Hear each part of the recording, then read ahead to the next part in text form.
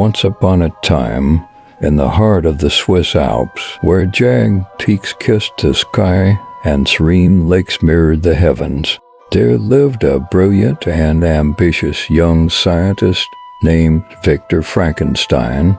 Born into a privileged and noble family, Victor's destiny would be etched in the annals of scientific infamy, a tale of relentless pursuit, creation, and the dire consequences of meddling with the very forces of life itself. From an early age, Victor's mind was aflame with insatiable curiosity and a boundless fascination for the mysteries of the natural world. His inquisitiveness blossomed into an all-encompassing passion for the sciences, particularly in the fields of alchemy and physiology. It was this fervor that would eventually lead him down the treacherous path of discovery. As Victor embarked on his studies at the prestigious University of Ingolstadt, his voracious appetite for knowledge became a relentless obsession. He delved into the most esoteric realms of scientific inquiry, poring over ancient texts, alchemical tomes, and anatomical treatises. But it was a single question that consumed his thoughts, a question that would come to define his destiny. Could life be artificially created? Victor became fixated on the tantalizing possibility of reanimating the dead, of conquering mortality itself. He believed that the key to this profound revelation lay in the secrets of alchemy, in the manipulation of life's fundamental forces. His dreams were haunted by visions of a momentous breakthrough, one that would allow him to transcend the boundaries of life and death. One fateful night, as a tempest raged outside a secluded laboratory, Victor stood on the precipice of scientific transcendence. He had spent countless months amassing the raw materials and conducting secretive experiments in pursuit of his elusive goal. The laboratory was a sanctum of arcane knowledge, filled with alchemical elixirs, electrical apparatuses, and the disassembled remains of the deceased. As lightning arced across the stormy sky, illuminating the macabre tableau within the laboratory, Victor's heart raced with a mixture of dread and anticipation. The creature he had meticulously assembled lay upon the operating table, a grotesque amalgamation of body parts from the deceased. With trembling hands and a mind fraught with ambition, he was determined to bring his creation to life. The laboratory was awash in an eerie, pulsating brilliance as the experiment reached its crescendo. Victor's heart pounded in his chest as he infused the creature with a spark of life. In that moment, amidst the storm's fury, the boundaries between life and death were obliterated, and the creature stirred, its yellow eyes filled with a strange and unsettling sentience, opened to behold its creator. Victor had achieved the impossible. He had bestowed life upon lifeless matter, a feat that defied the laws of nature. But the sight that met Victor's eyes filled him with a profound and abiding horror. The creature, though alive, was a grotesque and unnatural assemblage of body parts. Its features were monstrous, its limbs misshapen, and its presence exuded an aura of terror. Victor recoiled in abject horror at the creature he had brought into existence. In his dread and revulsion, Victor's initial jubilation turned to despair. He realized that he had unleashed a monstrosity upon the world, a creature whose very existence defied the natural order. Overwhelmed by his creation's grotesque appearance and the moral implications of his actions, Victor fled from his laboratory, leaving the creature abandoned and alone. His footsteps echoed in the darkness as he sought refuge in the anonymity of the night. the storm's fury mirroring the turmoil within his soul. Victor could not bear to face the consequences of his reckless experiment, nor could he fathom the ramifications of his actions. As Victor grappled with the profound consequences of his actions, the creature, left to its own devices, ventured out into the world. It was a world that would prove to be hostile and unforgiving, where the grotesque visage of the creature set it apart as a monstrous aberration. The creature's earliest encounters with humanity were fraught with rejection and fear. People fled from him in terror, and he found himself cast out and isolated, a pariah in a world that shunned his very existence. He yearned for acceptance and companionship, but his monstrous appearance made it impossible for him to find solace among his fellow beings.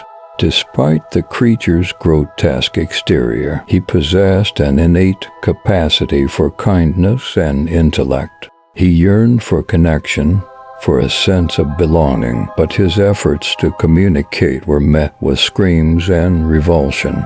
The world had condemned him without understanding the gentle soul that resided within. As the creature's loneliness and despair deepened, his initial benevolence gave way to anger and bitterness. He felt betrayed by his creator, Victor, who had brought him into existence only to abandon him to a life of torment and isolation. Consumed by rage, the creature sought vengeance against the man who had birthed him into a world that rejected him.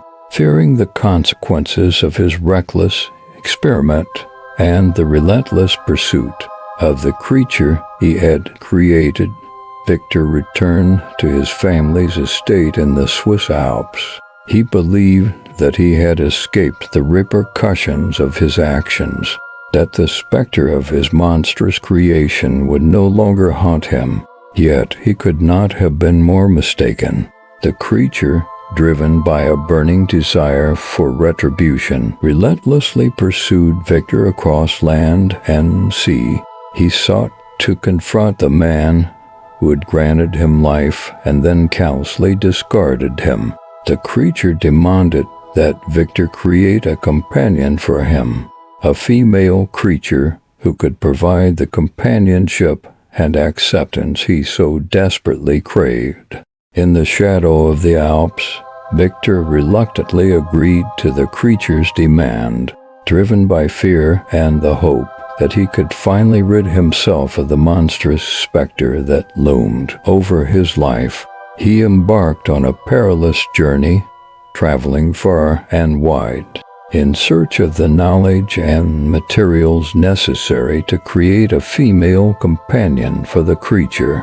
Victor's quest took him to remote and exotic locales, where he encountered both the marvels and horrors of the natural world. He delved into ancient texts and alchemical treatises, exchanging the warmth of his family and the beauty of his homeland for the pursuit of forbidden knowledge. In the remote and desolate wilderness of the Orkney Islands, Victor's work neared completion. He had succeeded in creating a female creature, a companion for the lonely and vengeful being who awaited her. The laboratory was bathed in eerie moonlight as the two creatures lay side by side, awaiting the spark of life. However, as Victor beheld the monstrous pair before him, he was struck by a profound and terrible realization. The catastrophic implications of his actions loom large in his mind, potential for two monstrous beings to wreak havoc upon the world. In a fit of moral anguish and desperation, Victor destroyed the female creature before she could be brought to life. The creature, who had witnessed the destruction of his only hope for companionship, was consumed by grief and rage. The bond of kinship that could have existed between them was severed by Victor's cruel and irrevocable act. The creature's thirst for vengeance reached its zenith, and he swore to make Victor suffer as he had suffered. He vowed to haunt Victor's life and destroy all that he held dear. And so the relentless pursuit and torment of Victor Frankenstein continued, an unending cycle of fear and despair. As Victor's life unraveled, and his loved ones fell victim to the creature's relentless wrath, he realized the depth of his folly and the cost of his ambition. He had played God, and the consequences of his actions had shattered the lives of all who crossed his path. In a final climactic showdown amidst the icy wilderness of the Arctic, Victor and the creature confronted one another. The bitter and tragic truth, their intertwined fates, was laid bare, and the weight of their actions pressed upon them both. The creature, driven by an unquenchable desire to be heard and understood, recounted his tale of suffering and isolation. He spoke of his yearning for acceptance and love, of his relentless pursuit of revenge, and of the profound and abiding loneliness that had plagued him since his creation. Victor, weakened and broken, listened to the creature's harrowing narrative. He recognized the depth of his transgressions and the magnitude of his hubris. He understood that he could not escape the consequences of his actions, that the creature he had created was a reflection of his own moral failings. As the Arctic landscape bore witness to this tragic confrontation, Victor succumbed to illness and exhaustion. The relentless pursuit and the weight of his guilt had taken their toll. He closed his eyes one final time, the unforgiving cold claiming his life, leaving him to rest in eternal solitude. The creature, now bereft of purpose and consumed by remorse, stood alone amidst the desolation of the Arctic wasteland. He gazed upon the lifeless form of his creator, the man who had brought him into a world that had rejected him from the moment of his creation. In the end, the creature chose to disappear into the frozen wilderness, his fate a mystery to the world. He had sought revenge, but in the end it had brought him no satisfaction or solace. He was a being forged from the very essence of life, yet forever condemned to a solitary existence. And so, dear listener, the tale of Frankenstein serves as a profound and cautionary parable of the perils of unchecked ambition and the consequences of tampering with the very forces of life and death. It is a narrative that delves deep into the human psyche, exploring themes of identity, responsibility, and the enduring power of compassion.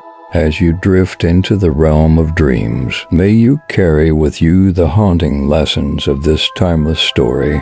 Sleep well, and may your dreams be free of the shadows that lurk at the edge of human understanding.